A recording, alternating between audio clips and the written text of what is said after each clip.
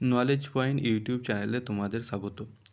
তোমরা যারা আইসিডিএস কর্মী ও সহায়িকা পদের প্রিপারেশন নিচ্ছ, তাদের প্রিপারেশনকে মাথায় রেখে বিভিন্ন কম্পিটিটিভ পরীক্ষায় আসা বাছাই করা গুরুত্বপূর্ণ 25টি জিকে প্রশ্ন নিয়ে এই ভিডিওতে আমরা আলোচনা করব।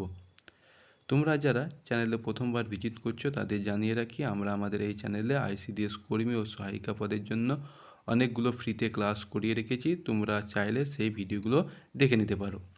চলো শুরু করা যাক। দেখো, 1 নম্বরে রয়েছে সিন্ধুবাসীদের কোন ধাতুর ব্যবহার অজানা ছিল? তাহলে উত্তর হবে লোহা। 2 নম্বরে দেখো, ভারত সভা কবে প্রতিষ্ঠিত হয়? 1876 খ্রিস্টাব্দে। এরপরে 3 নম্বরে দেখো, বৈদিক সাহিত্য কোন সময় রচিত হয়? তো বৈদিক সাহিত্য তোমার রচিত হয়েছিল 1500 থেকে 1000 খ্রিস্টপূর্বাব্দে। এরপরে 4 নম্বর দেখো, ভারত ছাড়ো আন্দোলন কবে হয়েছিল? তো ভারত ছাড়ো আন্দোলন হয়েছিল 8ই আগস্ট 1942 সালে। এবার দেখো 5 নাম্বার রয়েছে আর্য শব্দের অর্থ কী? তো আর্য শব্দের অর্থ হচ্ছে চাষ করা। এরপর 6 দেখো, ত্রিপিটক লিখিত হয় কোন ভাষাতে? তো ত্রিপিটক লিখিত হয়েছিল পালি ভাষাতে। 7 নাম্বার রয়েছে দেখো, কবে আজাদ হিন্দ ফৌজ গঠিত হয়? তো আজাদ হিন্দ ফৌজ গঠিত হয়েছিল 1 সেপ্টেম্বর 1942 খ্রিস্টাব্দে। 8 নম্বরে দেখো, প্রাচীন ভারতে কতজন তীর্থঙ্কর ছিলেন? তো প্রাচীন ভারতে 24 জন তীর্থঙ্কর ছিলেন। এবার দেখো 9 নম্বরে রয়েছে হোম রুল আন্দোলনের একজন নেতার নাম বলো। তো হোম রুল আন্দোলনের একজন নেতা হচ্ছে অ্যানি বেসান্ত।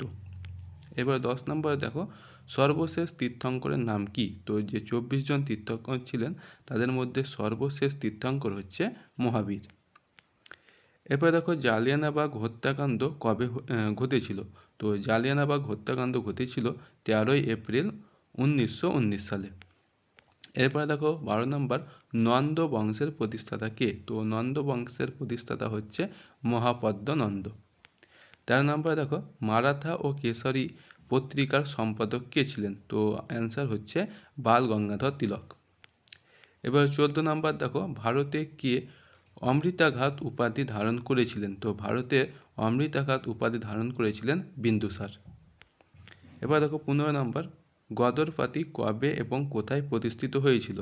তো গদরপাতি 1913 খ্রিস্টাব্দে আমেরিকার সান ফ্রান্সিসকো শহরে প্রতিষ্ঠিত হয়েছিল।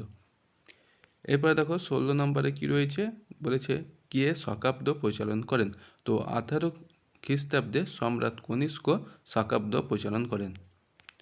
এরপরে দেখো 17 নম্বর, বুদ্ধচরিত কে রচনা করেন? তো অশ্ব ঘোষ বুদ্ধচরিত রচনা করেছিলেন। এবার দেখো 18 নম্বর, কাকে বলা হতো ভারতের সর্বাধিক বৃদ্ধ মানুষ? তো দাদাভাই নওরোজিকে বলা হতো ভারতের সর্বাধিক বৃদ্ধ মানুষ। এবার দেখো 19 নম্বর, মথুরা শিল্পকলা কোন সময় জনপ্রিয়তা অর্জন করেন? তো কুষাণ যুগে মথুরা শিল্পকলা জনপ্রিয়তা অর্জন করেন।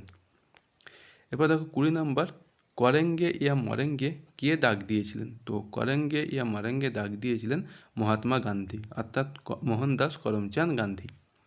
এরপর দেখো 21 নম্বর রয়েছে গুপ্ত সাম্রাজ্য কে প্রতিষ্ঠা করেন? তো গুপ্ত সাম্রাজ্য প্রতিষ্ঠা করেছিলেন শ্রীগুপ্ত। এরপরে দেখো 22 নম্বর, ফরওয়ার্ড ব্লক কে প্রতিষ্ঠা করেন? তো ফরওয়ার্ড ব্লক নেতাজি সুভাষচন্দ্র বসু প্রতিষ্ঠা করেছিলেন। এরপরে 23 নম্বর দেখো, কোন সম্রাট ভারতের নেপোলিয়ন নামে অভিহিত? তো সম্রাট সমুদ্রগুপ্ত ভারতের নেপোলিয়ন নামে অভিহিত।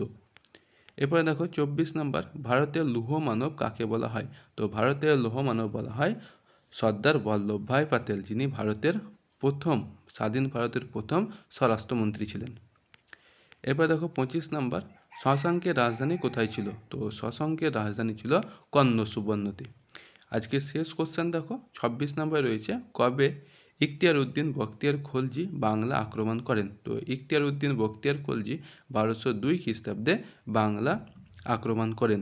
এই ছিল তোমাদের আইসিডিএস কর্মী সহায়িকা পদের জন্য একটি গুরুত্বপূর্ণ ভিডিওটি ভালো লাগলে অবশ্যই লাইক, কমেন্ট ও বন্ধুদের সঙ্গে শেয়ার করবে।